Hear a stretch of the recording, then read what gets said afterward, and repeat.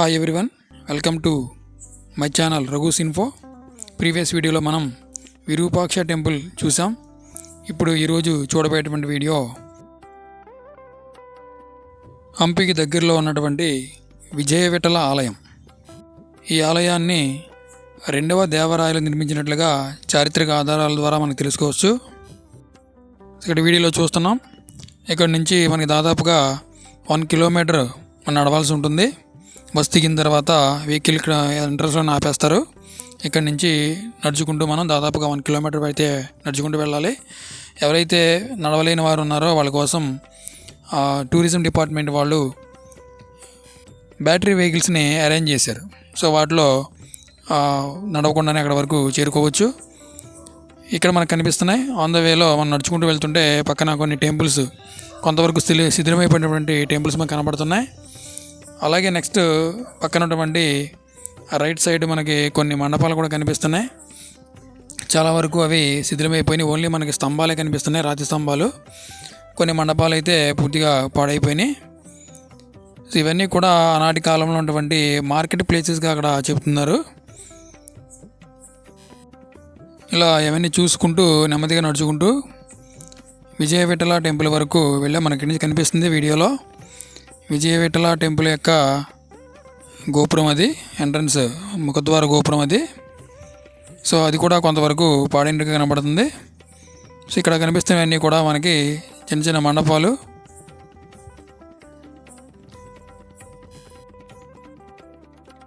ఈ ప్రాంతంలో మనకి ఎటు చూసినా కూడా శిథిలమైపోయినటువంటి మండపాలు, మనకి రాతి స్తంభాలు, మనకి కట్టడాలు కనిపిస్తూ ఉంటాయి. సో ఆనాటి రాజుల యొక్క చరిత్రని మన కంటికి కనిపించేటట్లుగా అవి ప్రతిబింబిస్తున్నాయి. సో మనకి వీడియోలో చాలా వరకు కనిపిస్తున్నాయి. ఇలా చూసుకుంటూ టెంపుల్లోకి అయితే ప్రాంగణంలోకి అడుగుపెట్టాం. సో చాలా విశాలమైనటువంటి ప్రాంగణం. ఇక్కడ ఆ టెంపుల్ కూడా చాలా పెద్దదిగా ఉంది. సో ఇక్కడ ఉన్నటువంటి 2 విశేషాలు ఏంటంటే, ఒకటి ఏకశిల రాతి రథం, అలాగే రెండవది సప్తస్వరాలను ఇచ్చేటువంటి స్తంభాలు ఉండేటువంటి మండపం. ఈ 2 కూడా ఇక్కడ విశేషాలు. ఇక్కడ మనకు కనిపిస్తున్నాయి.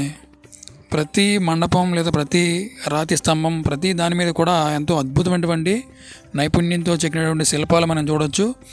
ఆనాటి శిల్పకళాకారుల నైపుణ్యానికి ఇవి నిదర్శనాలుగా, సాక్ష్యాలుగా మనకు కనబడుతున్నాయి. చాలా చాలా అద్భుతంగా కనబడుతున్నాయి. ప్రతిదీ కూడా, ప్రతి స్తంభం మీద కూడా ఏదో ఒక శిల్పం మనకి చెక్కబడే కనబడుతుంది. అవి కూడా చాలా ఎంతో ఇప్పుడున్నటువంటి టెక్నాలజీ యూజ్ చేసి చెక్కినటువంటి శిల్పాలుగా మనకు కనిపిస్తున్నాయి. కానీ ఆనాడు దాదాపుగా 500-600 సంవత్సరాలకు పూర్వం చెక్కబడినటువంటి శిల్పాలన్నీ కూడా, మండపాలన్నీ కూడా ఇవి యునెస్కో వారసత్వ సంపదగా గుర్తింపు పొందినటువంటి ప్లేస్ ఇది. ఇక్కడ కూడా మనకి కొన్ని మండపాలు కనిపిస్తున్నాయి. కొంతవరకు పాడైనటువంటి శిథిలావస్థలో ఉన్నటువంటి కొన్ని మండపాలు కనబడుతున్నాయి మనకి ఇక్కడ.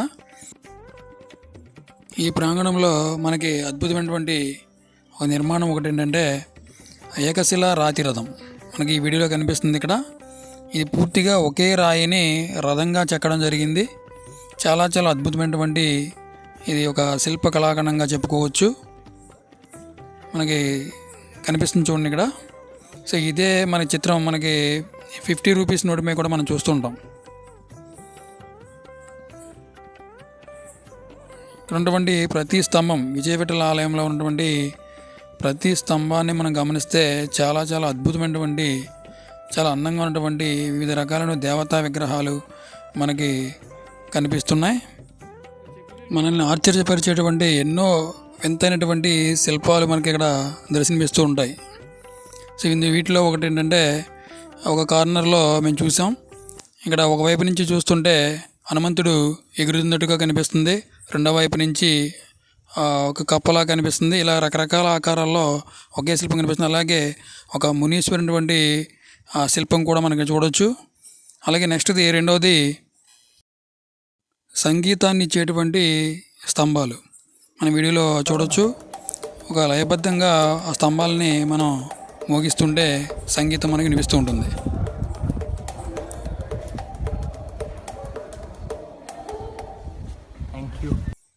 సో అవి చూసిన తర్వాత ప్రాంగణం నుంచి బయటకు వచ్చాం. సో కొద్ది వెనక భాగానికి ఇంకా నడుచుకుంటూ వెళ్తే అక్కడ కూడా కొన్ని శిథిలావస్థకు చేరినటువంటి మండపాలు అవి మనం చూస్తున్నాం.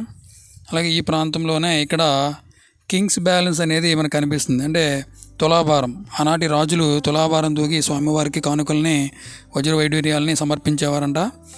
సో అది మనకి ఇక్కడ కనిపిస్తుంది. ఈ వీడియోలో మనం ఇక్కడ ఫోటో చూడొచ్చు. కొంచెం ముందుకు వెళ్ళిన తర్వాత ఇక్కడ మనకి తుంగభద్ర నది కనిపిస్తుంది. ఇదే మనకి తుంగభద్ర నది. ఈ తుంగభద్ర నది తీరాన కూడా మండపాలను అయితే నిర్మించడం జరిగింది. ఈ ప్రదేశం అంతా కూడా చూడడానికి చాలా అద్భుతంగా కనిపిస్తుంది. ఒకవైపు ఇటు చూసిన కొండలు, పచ్చని చెట్లు కానీ కనిపిస్తున్నాయి. ఒకవైపు ఏమో రాళ్ళతో నిండినటువంటి నీటి ప్రవాహం నది కనిపిస్తుంది. చాలా చాలా చూడడానికి చాలా చాలా అద్భుతంగా కనిపిస్తుంది. సో ఇక్కడ నుంచి చూడండి, చాలా చాలా అద్భుతంగా ఉంది, బ్యూటిఫుల్గా కనిపిస్తుంది. ఈ ప్లేస్ మొత్తం చూసిన తర్వాత ఇక్కడ నుంచి మళ్ళీ బస్సులో బయలుదేరి కొద్ది దూరం ప్రయాణం చేసిన తర్వాత అక్కడ ఉగ్ర నరసింహస్వామి విగ్రహం కనిపిస్తుంది. మనకి వీడియోలో చూస్తున్నాం. పక్కనే బాదావి లింగం, ఈ రెండు కూడా పక్క పక్కనే మనకు కనిపిస్తాయి ఇక్కడ. సో ఇక్కడ ఉన్నటువంటి ఉగ్ర నరసింహస్వామి విగ్రహం ఇది. ఈ విగ్రహం కూడా కొంతవరకు చెయ్యి అవి కొన్ని పాడైనట్టుగా కనబడుతున్నాయి. ఈ విగ్రహం దాదాపుగా 15 నుంచి 20 అడుగుల ఎత్తు వరకు ఉండొచ్చు. సో విగ్రహం మనకి క్లియర్గా కనిపిస్తుంది. ఎంత నైపుణ్యం ఉన్నటువంటి శిల్పకళాకారులు ఆ రోజు ఆ కాలంలో ఉండేవాళ్ళో మనకి విగ్రహం ద్వారా తెలుసుకోవచ్చు. పైనుంచి కింద వరకు కూడా చాలా అద్భుతంగా ఉగ్రరూపం కనిపిస్తున్నట్టు కనిపిస్తుంది. ఇక్కడ ప్రత్యేకత ఏంటంటే స్వామివారి కళ్ళు, ఇక్కడ చూడండి, కళ్ళు కానీ నోరు కానీ మనకి చాలా క్లియర్ కనిపిస్తున్నాయి. కళ్ళు ఆ గుండ్రంగా ఉన్నటువంటివి చెక్కి మళ్ళీ అందులో పెట్టినట్టుగా కనిపిస్తున్నాయి. సో అంత అద్భుతంగా మనకు కనిపిస్తుంది. ఇక్కడ చెయ్యి, కొద్ది కాలు భాగం మనకి శిథిలమైనట్టుగా విరిగినట్టుగా కనబడుతున్నాయి. అలాగే నెక్స్ట్ పక్కన ఉన్నటువంటి బాదావి లింగం, అతి పెద్ద శివలింగం ఇది. 2 మీటర్ల హైట్ ఉన్నటువంటి శివలింగం ఇది. సో ఈ కింద ప్రాంతంలో నీరు ఎప్పుడు అలాగే ఉంటుంది. ఏ కాలమైనా కానీ ఆ నీరు ఇప్పుడు ఇంకిపోవడం కానీ ఏమి జరగదు.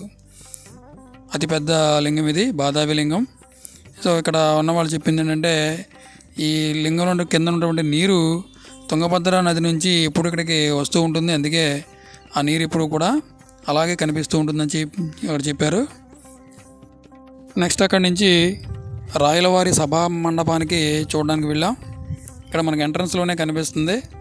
ఇవి పెద్ద పెద్ద తలుపులు, ఇవి చెక్కవి కాదండి, పూర్తిగా అవి రాతితో చేసినటువంటి తలుపులు, పెద్ద పెద్ద తలుపులు. ఇక్కడ ఎంట్రన్స్లో హంపీకి సంబంధించినటువంటి మ్యాప్ అయితే మనం చూడవచ్చు. సో అది దాటుకుని కొద్ది ముందుకు వెళ్ళి ఆ మండపం దగ్గరికి, సభా మండపం దగ్గరికి మనం అయితే వెళ్తున్నాం. చుట్టూ కోటలా ఎత్తినటువంటి గోడలు కనిపిస్తున్నాయి. సో వాటి నుంచి లోపలికి పైకి మెట్ల ద్వారా వెళ్ళొచ్చు, లేదా నడవడానికి వీలుగా కొన్ని ఏర్పాటు చేశారు టూరిజం డిపార్ట్మెంట్ వారు.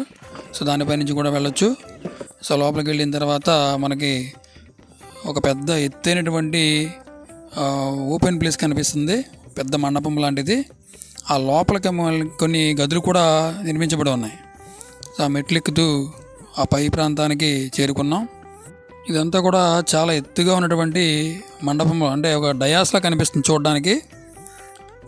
దాని ఎదురుగున్నటువంటి ప్లేస్ మొత్తం కూడా చాలా ఖాళీగా విశాలమైనటువంటి ప్రాంతం ఇది. అచ్చం ఎలా కనిపిస్తుందంటే ఆ మెట్లు, ఆ ప్రాంతాన్ని ముందు నుంచి చూస్తుంటే బాహుబలి సినిమాలో ఆ రాజుగా పట్టాభిషేకం చేసేటువంటి ఆ సీన్ కనిపిస్తుంది. సో సేమ్ అదే విధంగా కనిపిస్తుంది అన్నమాట. డయాస్కి పైన అంతా కూడా చాలా విశాలంగా ఉన్నటువంటి ప్లేస్ అది, పైన మనం చూడొచ్చు. ఇక్కడ కూడా ఈ మండపానికి చుట్టూ ఉన్నటువంటి అంచుల మీద కూడా ఎన్నో రకాలైనటువంటి విచిత్రమైనటువంటి అద్భుతమైనటువంటి శిల్పాలు చెక్కబడి ఉన్నాయి.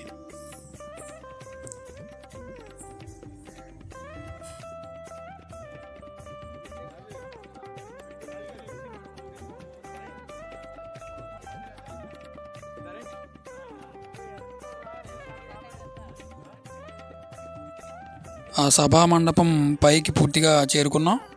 సో ఆ పైన ప్లేస్ మనకి ఈ విధంగా కనిపిస్తుంది. చిన్న పైనుంచి చూస్తుంటే మొత్తం చాలా దూరం వరకు వ్యూ కనిపిస్తుంది.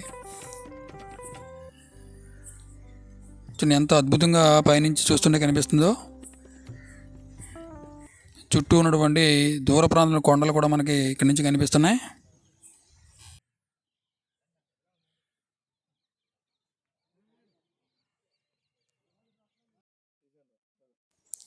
ఏనుగుల బొమ్మలు కనిపిస్తున్నాయి ఇక్కడ అంచుల మీద. ఇలా ప్రతి మండపం మీద, ప్రతి రాతి స్తంభాల మీద కూడా ఆనాటి కాలంలో ఎంతో అద్భుతమైనటువంటి శిల్పాలని చెక్కారు. మరి ఇంత పెద్ద పెద్ద మండపాలను నిర్మించడానికి మరి ఆ రోజుల్లో ఎటువంటి టెక్నాలజీ లేనటువంటి రోజుల్లో మరి నిర్మించారంటే మరి వాళ్ళ యొక్క నైపుణ్యాన్ని మనం ఊహించుకోవచ్చు. ఎంత అద్భుతమైనటువంటి నైపుణ్యం వాళ్ళ చేతుల్లో ఉందో.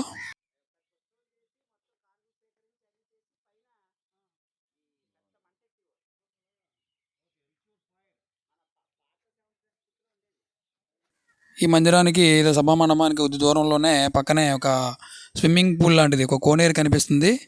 సో అక్కడ మనం ఇందులో చూడొచ్చు. సో ఇక్కడ మనకి స్తంభాల పైన ఒక అడ్డంగా ఒక స్తంభం కనిపిస్తుంది. అది ఈ కోనేరులోనికి వాటర్ని సప్లై చేసేటువంటి పైప్ లాంటిది. ఆ పైనుంచి ఆ వాటర్ మనకు వచ్చి కోనేరులోనికి ఆ వాటర్ అయితే వెళ్తుందంట. సో అక్కడ ఉన్నటువంటి స్విమ్మింగ్ పూల్ ఆనాటి రాజులు ఇక్కడ ఇందులో స్నానం చేయడానికి వీలుగా ఏర్పాటు చేసినటువంటి కోనేరు ఇది. మనం చూస్తున్నాం ప్రతి మెట్లు కూడా ఎంతో అద్భుతంగా డిజైన్స్ మనకు కనిపిస్తున్నాయి. ఆ మెట్ల నిర్మాణం చూస్తుంటేనే మనకి అర్థమవుతుంది ఎంత అద్భుతంగా దాన్ని నిర్మించారండి. స్టెప్ బై స్టెప్ మనకి కనిపిస్తుంది ఇక్కడ. సో ఇక్కడ ఇప్పుడైతే వాటర్ అయితే అందులో లేదు, కానీ చాలా లోతైనటువంటి ఒక కోనేరు ఇది. దీని డిజైన్ చూస్తుంటేనే చాలా వండర్ఫుల్గా అనిపిస్తుంది. దీనికి కొద్ది దూరంలోనే విజయనగర రాణులు, వారి చెలికెత్తులు విహరించడానికి ఉండేటువంటి కొన్ని కట్టడాలు అయితే చూసాం. సో దాని తర్వాత అక్కడి నుంచి బయలుదేరి కొంచెం దూరం ప్రయాణం చేసాం. సో ఇక్కడ ఈ ప్రాంతంలో ఉన్నటువంటి కొన్ని జలపాతాలు కానీ ఇలా చూడదగినటువంటి ప్రదేశాలని చూడడానికైతే బయలుదేరాం. సో బస్సులో వెళ్తుంటే చుట్టూ ఉన్నటువంటి వ్యూ అయితే చాలా అద్భుతంగా కనిపిస్తుంది. ఇక్కడ కూడా కొన్ని అరటి తోటలు, వరి పంట పొలాలు కూడా మనం ఇక్కడ వీడియోలో చూడొచ్చు.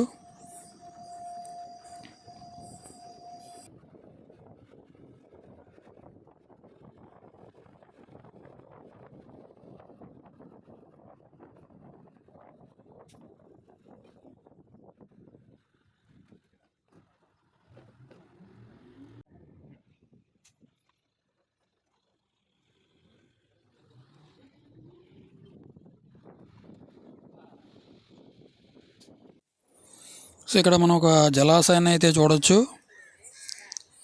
సో ఇక్కడ వెహికల్ ఆపేసి అక్కడి నుంచి నడుచుకుంటూ కొద్ది దూరం వరకు నడుచుకుంటూ వెళ్ళాం. అక్కడ కనిపిస్తుంది ఒక పెద్ద జలాశయం.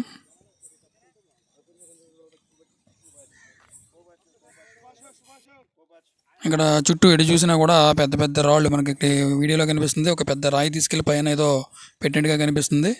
ఎటు చూసినా కూడా పెద్ద పెద్ద బండరాళ్ళు, చుట్టూ కొండలు, అలాగే మధ్యలో ఒక పెద్ద జలాశయం వాటర్ కనిపిస్తుంది. వాటర్ కూడా చాలా క్లియర్గా కనిపిస్తుంది. ఎటువంటి డస్ట్ లేకుండా చాలా క్లియర్గా ఉన్నటువంటి వాటర్, ఫ్రెష్ వాటర్లా కనిపిస్తుంది. చూడండి రాయి మీద రాయి పెట్టినట్లుగా చూడండి, ఒకదాని మీద ఒకటి 3 రాళ్ళు మనకు కనిపిస్తున్నాయి ఇక్కడ, పెద్ద పెద్ద రాళ్ళు. సో చూస్తూ ఉంటే చాలా వండర్ఫుల్గా అనిపిస్తుంది అన్నమాట. సో అక్కడి నుంచి మరో జలపాతాన్ని చూడడానికి, వాటర్ ఫాల్ చూడడానికి వచ్చాం. తుంగభద్ర నదిలో ఉన్నటువంటి ఒక పాయి నుంచి వస్తున్నటువంటి ఆ వాటర్ మనకి కనిపిస్తుంది. సో పెద్ద పెద్ద రాళ్ళ నుంచి వచ్చేటువంటి, పైనుంచి వచ్చేటువంటి వాటర్ చాలా ఫోర్స్గా వస్తుంది.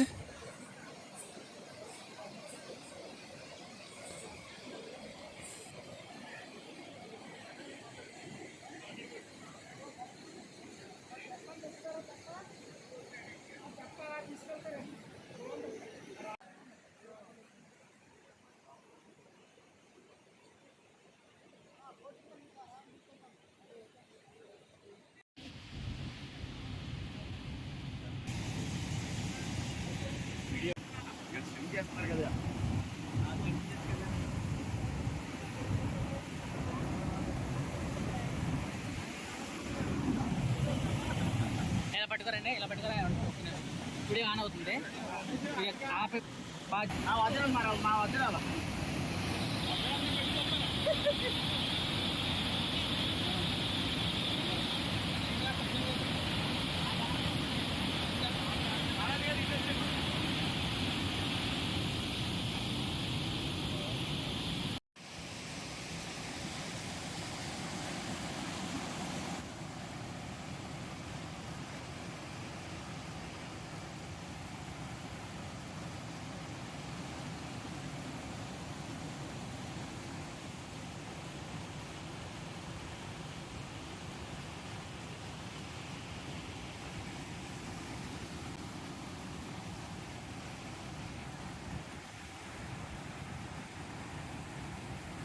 ఇక్కడ ఉండేటువంటి లోకల్ పీపుల్ కొంతమంది పడవలు లాంటివి ఏర్పాటు చేశారు. చిన్న చిన్న పడవలు లాంటివి, ఒకళ్ళిద్దరు మాత్రమే ఎక్కడానికి వీలు ఉండేటువంటి చిన్న చిన్న తెప్పలు లాంటివి.